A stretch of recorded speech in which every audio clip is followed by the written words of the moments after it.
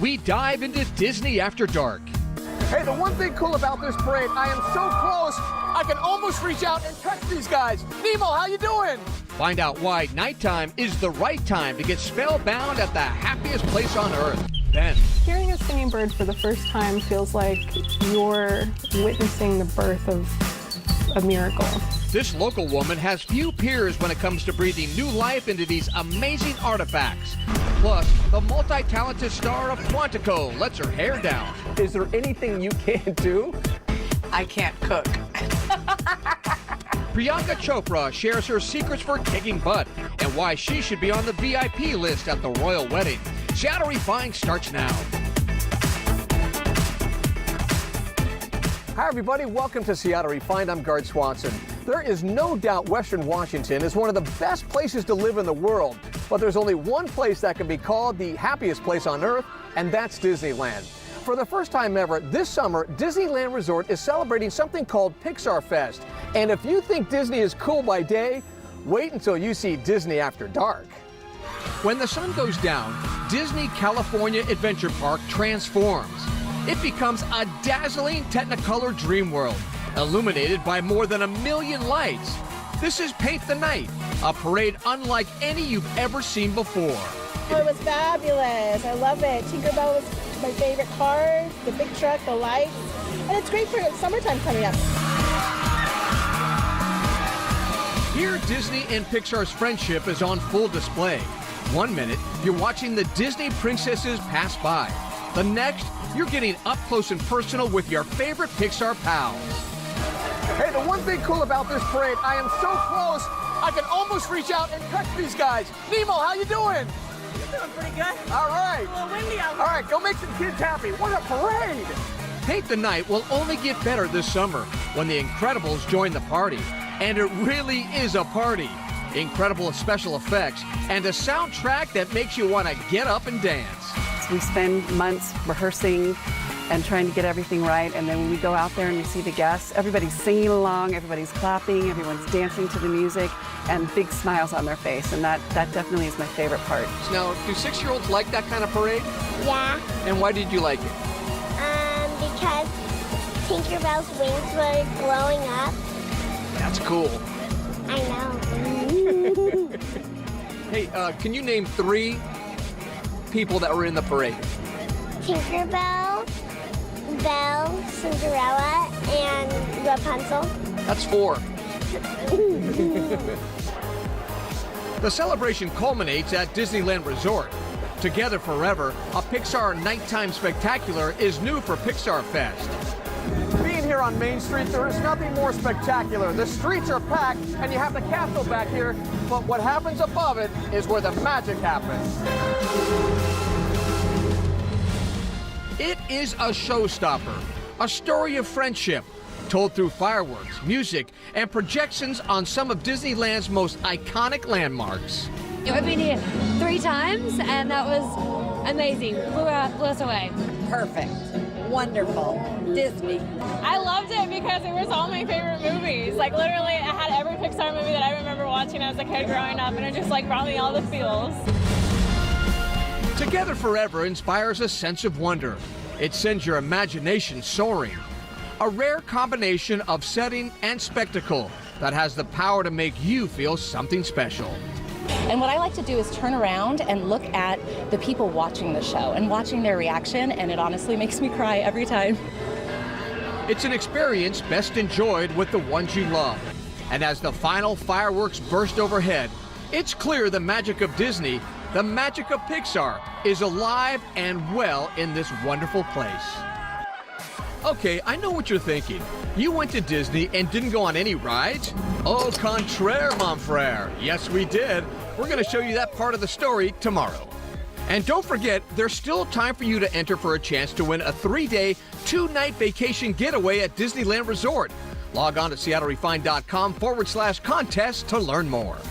There's only one game in town at the movies this weekend, and without a doubt, it's the Avengers: Infinity War.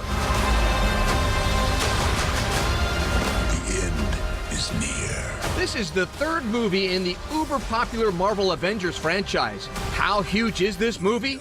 So huge that no other major Hollywood film is being released this weekend because rival studios knew they'd get crushed. Stars like Robert Downey Jr., Chris Hemsworth, and Mark Ruffalo are all back for Infinity War. It opens Thursday night, but good luck finding a seat. You don't even have to leave your house to watch one of spring's funniest new comedies, and tonight you can get a double dose of Alex Inc. The show stars Zach Braff as a husband and father who gives up the rat race in order to launch his own podcast company. Alex Inc. marks Braff's return to network television after nearly a 10-year hiatus. You can catch it tonight at 8:30 and 9:30 right here on KOMO 4. If you're a fan of thrill rides and tough take-no-prisoner women, you don't want to miss tomorrow night's return of Quantico.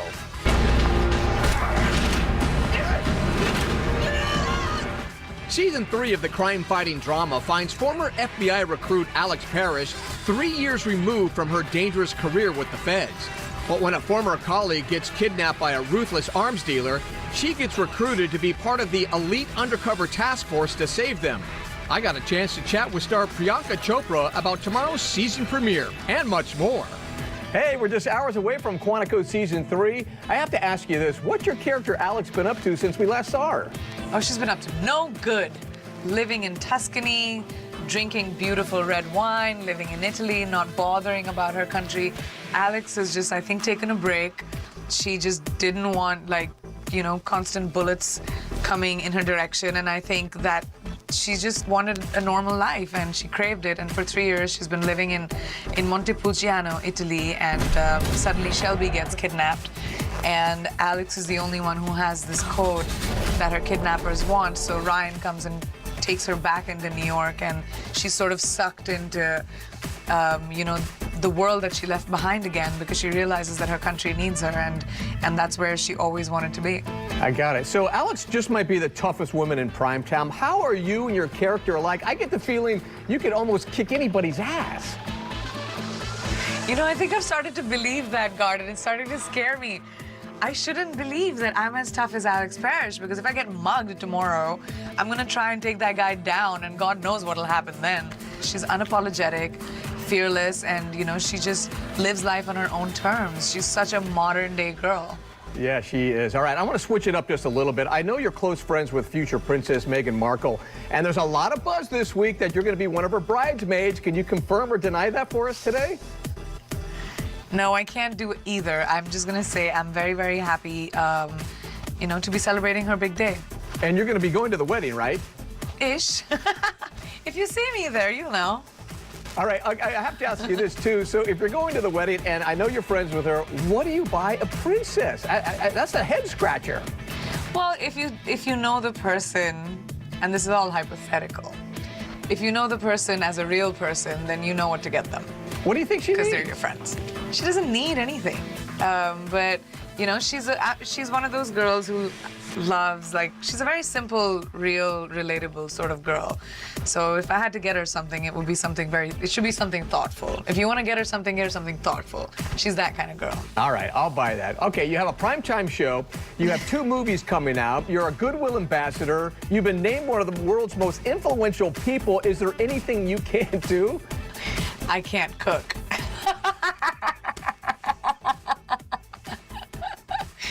I noticed a little bit of ink on your right forearm. Can you tell us about that? Yeah, what does that say? Yes, it says Daddy's Little Girl, and it's in my dad's handwriting. I lost him to cancer 4 years ago, and you know, while he was ill, I wanted to get this tattoo, but I know if I would have asked him, he would have said, definitely not, because he never wanted me to get inked. So I lied to him, and I said it was for the artwork of my album cover. And, you know, because he was unwell, it took him a while to write it because his hands would shake. But he wrote it, and then I got a tattoo, and he was super emotional when he saw it, so it was cool. It's the only way he would have allowed me to get a tat. Well, you know what? I bet he would be super proud of you. Of course, you got your big premiere coming out tonight. Thank you so much for joining us today. Yes. Thank you so much, Gard. I'm very, very excited. I hope everyone enjoys it. Buckle up. Quantico kicks off Season 3 tomorrow night at 10 right here on KOMO 4. Seattle Refined is just getting started. We toss back one of the hottest ciders on the market. Oh, yeah. Find out what gives this tasty drink its kick. But first, So it could be a mechanical flower that blooms. Treasures from a bygone era get a new lease on life, thanks to a local woman turning back the hands of time.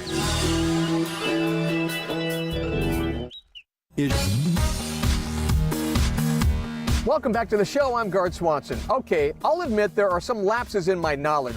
So when Refined's Malia Karlinski told me she wanted to do a story about a lady who restores automata, I didn't even know what the heck she was talking about. What is automata? Well, you're about to find out. In this South Seattle studio, priceless pieces from the past are brought back to life. Brittany Nicole Cox is part magician and part mechanic. Although there is an official title for what she does, antiquarian horologist. There are only a few people in the world who can do this work. An antiquarian horologist is someone who works with clock or watch-related mechanisms. Usually they're antique. They come in many different shapes and sizes, so anything from a watch or a clock to a musical box, an automaton. Watches and clocks work with gears and machinery. So does automata. Many of these amazing artifacts are centuries old. Automata are self-operating machines. So these are basically mechanisms that are made to mimic a living thing in the world. It's a mechanical object that is meant to simulate life or movement. So it could be a mechanical flower that blooms. It's a person that smokes a cigarette. There are many different kinds, but the version of automata that we're talking about are some early pieces that were made to mimic the human experience in the natural world. Clients all over the globe send Brittany their broken automata. Many are bird boxes like this one. Originally meant to tweet, when she got it, the bird was missing. And what's the deal with this guy here? This is another, 1880s piece, maybe 1870s, 1880s. Wow. The bird is new, so I made this bird here.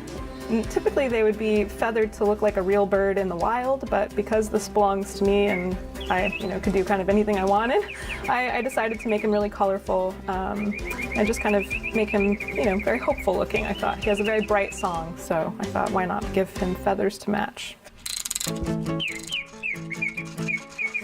Hearing a singing bird for the first time feels like you're witnessing the birth of a miracle. So when he's producing that music, that's all based on the mechanics of what is inside the box. So there's a slide whistle, and if you think of a slide whistle, you got that sound. Okay, so the plunger moves in and out of the whistle. That changes the pitch of the note. And then you have the trill, the pause in between each note. And that's dictated by a release in the bellows system. So the bellows act as lungs. Wow, no batteries. Nope.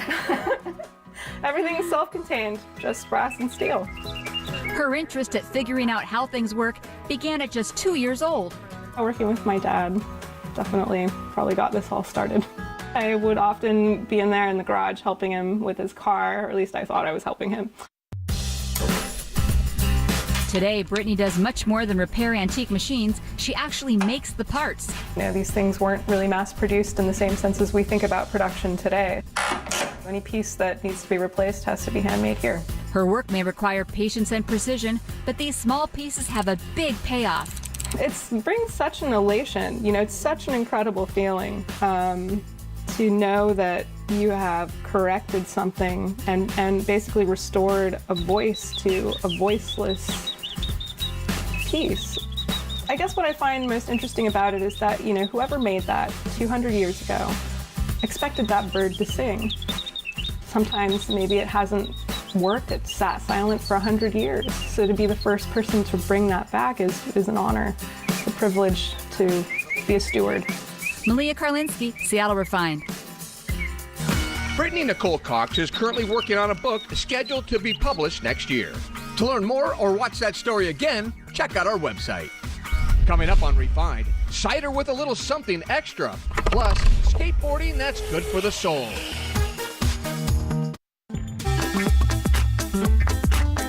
Welcome back to the show. I'm Gard Swanson. Hard cider just might be the drink of the moment. Business is actually booming, and that's especially true for craft ciders. Washington-grown Chrissy Goranson visited a local cider farm in Puyallup using raspberries to make one of the hottest drinks on the market. I'm here with Rich Cockrell, and we're at the Cockrell Cider Farm. You have several acres of fruit that you use for your cider. We do. We have 7 acres of English bittersweet apples, and we have red raspberries, blackberries.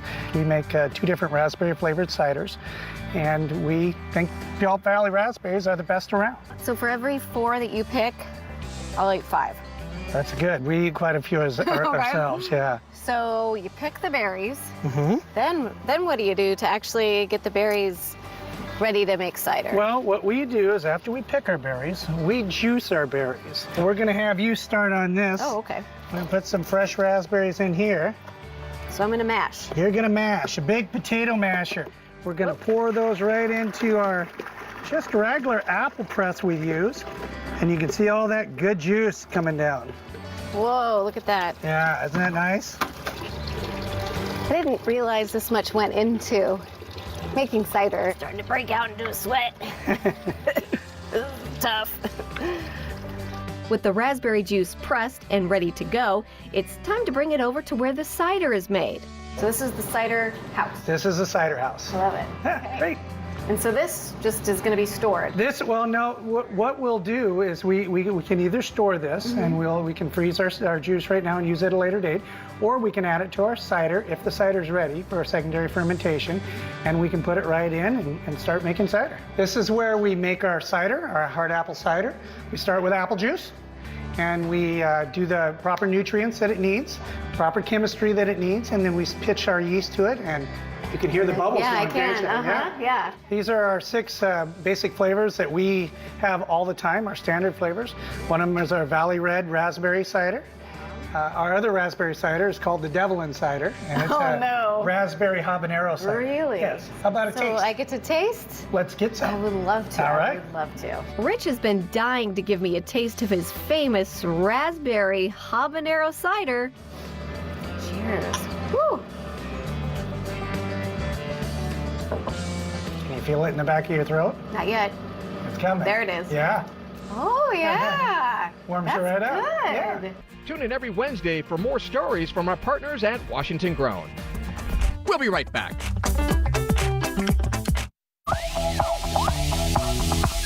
Welcome back to Refine. You know, there's something about the sport of skateboarding that just has an air of cool about it. When you see someone skateboarding, it's almost like they don't have a care in the world. But as Dan Moscone discovered, one group of skateboarders is using the sport not just for thrill-seeking, but as a way to heal their souls. No matter the day of the week, it's not tough to bring these skaters together. How you doing, dude? For another thrill-seeking ride along a canyon roadway against the mountainside. There's just something about going fast. This is a sport that takes great skill and guts. But for these skaters, this is much more than just hanging out and having a great time. This is also their therapy, a way to heal the soul. It's just a certain feeling when you're on a board. Bo Durant knows exactly what it's like to deal with mental challenges.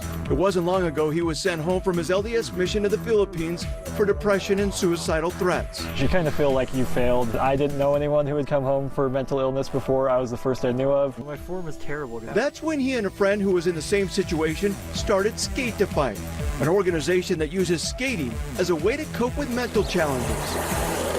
Brady Evans also battled depression and came home early from his LDS mission to Russia. There's nothing else in life that matters when you're going down the hill. But Skate to Fight took it one step further. You know, I think that skateboarding helped me before I even knew that that's what it was doing. When Bo met this woman, renowned downhill skateboarder Kenny Duncan from Colorado, who was raped when she was 18 years old. She says skating gave her the therapy she needed to overcome her devastating situation. And skating and being a part of this thing took my mind so out of everything else I was dealing with. I just began realizing so many women in the downhill skateboarding scene have been through sexual assault. But healing the soul doesn't happen just through skating. It's all about finding something you are passionate about. All about having a passion, something that you care about, something to look forward to and motivate you. And life's worth living, and finding something for you that's worth living will make all the difference. All right, that's going to do it for today's show. Thank you so much for watching. We'll see you next time right back here on Seattle Refined.